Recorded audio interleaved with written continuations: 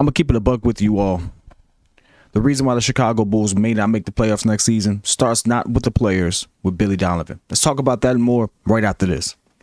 Listen, if you're new to the channel, it's your boy PK with the Windy City Breeze. Talking Chicago sports at Chicago Talks. You know why you're here. You know what you clicked on. Let's go. Listen, right now we have seen teams make moves that would kind of be head scratchers initially, but then it's like, okay, that makes sense. And then you trust the development of that particular team with some of the coaches that are there. That's not the case for the Bulls. In fact, one of the biggest questions for us has always been, how does our coaching staff get our players to develop? How does our coaching staff get our players to the next level? Is this even the coaching staff to do that with? I still take a look at what AK has built and has had his hand in when he bought Mike Malone and all of them there. Now, I know he may or may not have been the direct decision maker on some of these things, but the one thing I will say is this. The difference between the players that the Denver Nuggets had and what we have outside of a generational talent and Nikola Vucevic, right? And versus Jokic, there's a difference. There's a gap. Now, I'm not gonna lie, there's a gap. But outside of that, there's not a huge gap between everybody else there and what we have. I would take DeMar DeRozan over Aaron Gordon any day. I'd still take Zach over Jamal Murray, even though that's not to say Jamal Murray is bad. That's not to say that he ain't been cooking. I ain't say he has improved himself. But I will say that when you stand alongside an all-time great like that, it makes it a lot easier for you to cook. That's all I got to say. I think if Zach had that same opportunity and with the same coach, this would be different. So let's get into that particular part right there. It's the coaching for me. I don't care what anyone says. There's one thing that we've done all season. We worried about how come Billy Donovan didn't have a chewing gum sponsor, because that's all we seem to do on the sideline. And when are we going to see Billy actually get into these players and actually dig into them the way that we know will get us to the championship? I don't care what anyone says. I have not yet seen one coach, not one, win a championship being passive. Steve Kerr is not a passive coach. Steve Kerr lights fires under people's behind all the time. He lays into them, and at the same time, he got hardware that he can absolutely show and say, hey, listen, I played with the GOAT. If you don't want to listen to me, I don't know what to tell you. But I walked in here with rings. I still got more rings than all of you. Steve Kerr can actually flex like that. And according to Draymond Green, he has flexed like that multiple times. So at the end of the day, you have coaches who actually get under their players' skin at times and say, hey, listen, you effing up. We need more out of you. We need something that. I'm not saying that Billy Donovan doesn't do that, but what I am saying is there's a difference between what I've seen versus what I've seen with Mike. I've seen Mike Malone call out his whole team.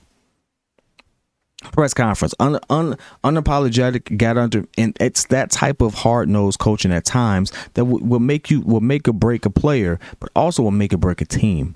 If you look at how Ime Udoka, if you look at how Joe Mazzulla all coached that Celtics team, yeah, they were hard-nosed, and maybe that Celtics team fell apart on Joe, but they was cooking with Ime.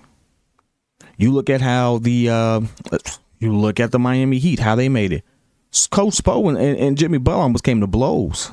Why? Spo's been there before. He knows what he's doing and stuff like that. But guess what? You need that type of, and what I mean by that type of friction is you need people who care and that passionate enough about winning that they're willing to stand on their own and go and build that type of bond with their players where they can have that type of relationship and still move forward.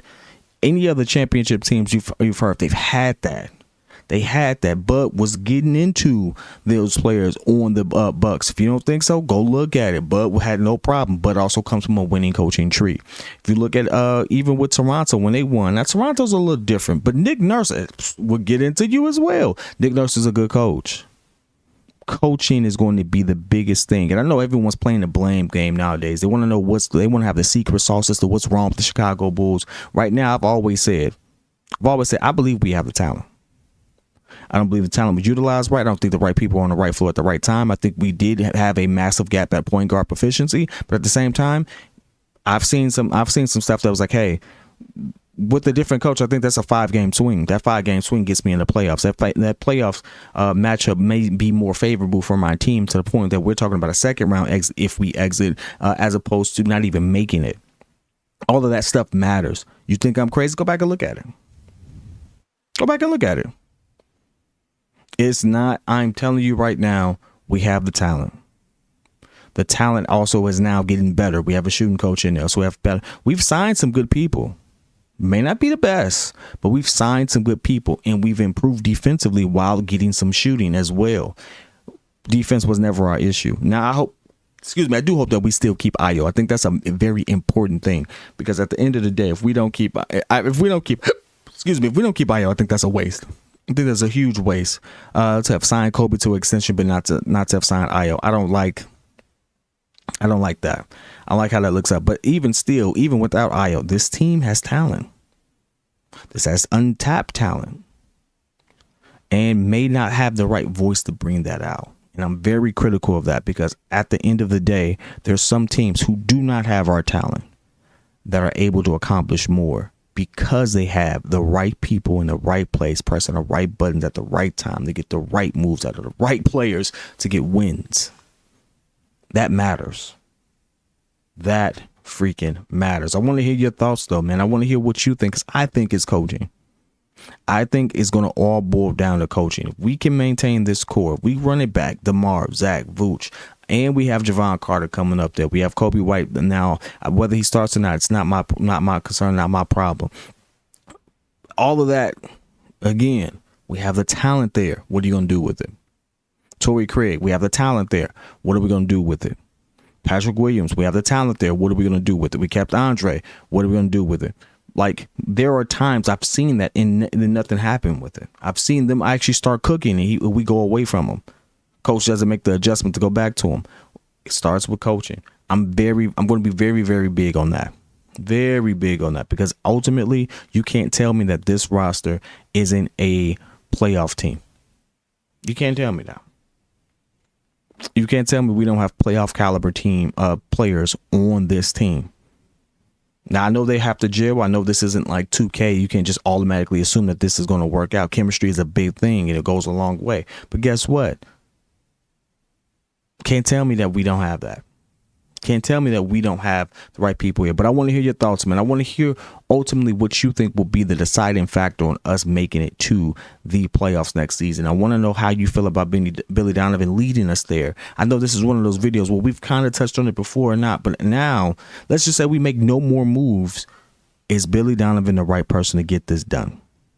And I think I think he's rightfully so deserves to be on the hot seat this particular season, because there's no way in the world that this team doesn't have it. There's no way in the world. There's right now the Boston Celtics done shedded players, and to me they didn't get much better at all. There's no way in the world you sit there and look at the Boston Celtics and say they are head and shoulders better than us right now.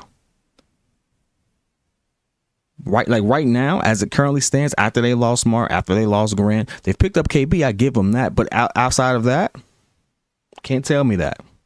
Can't tell me Jaylen Brown is not a better two guard than Zach LaVine at all. I can give Jason Tatum the nod over DeMar. Have no problem doing that. He's a younger, more taller. He does have more game. I give him that, but I don't have Kristaps Porzingis beating Vooch. We even out on a lot of places when it comes to them now. If they are able to make the playoffs and make a deep run again with that roster, and I know this is a lot to be done, but if they're able to make the playoffs again with that roster, it's coaching.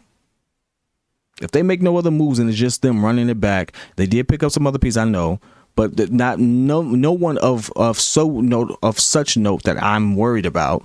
No, it's coaching. The Nets, if that team as constructed runs it back, heck, I don't even know who their coach is. They do got some good players over there, but that team may be deeper than us. I give them that. They may have a deeper bench than the Bulls. I give them that. But their starting five is not better than our starting five. No way in the world they're starting five better than our starting five. But if a coach can get up there, get them to be a dominant team in the East, if they can get that team to be a playoff team, there's no reason in the world that Billy Donovan can. And again, I know this is a lot of ifs, but this is what you get graded on. You get graded by your performance amongst your peers. His peers are the other coaches in the Eastern Conference. If the other coaches in the Eastern Conference with a similar or worse rosters get more out of their guys, what's wrong with you? That's what makes you on a hot seat. That's common freaking sense for those who don't know. We got to have that conversation. But I want to hear your thoughts again, whether it's love, whether it's hate, put it in the chat. I'll be in there with you. Till next time. Peace.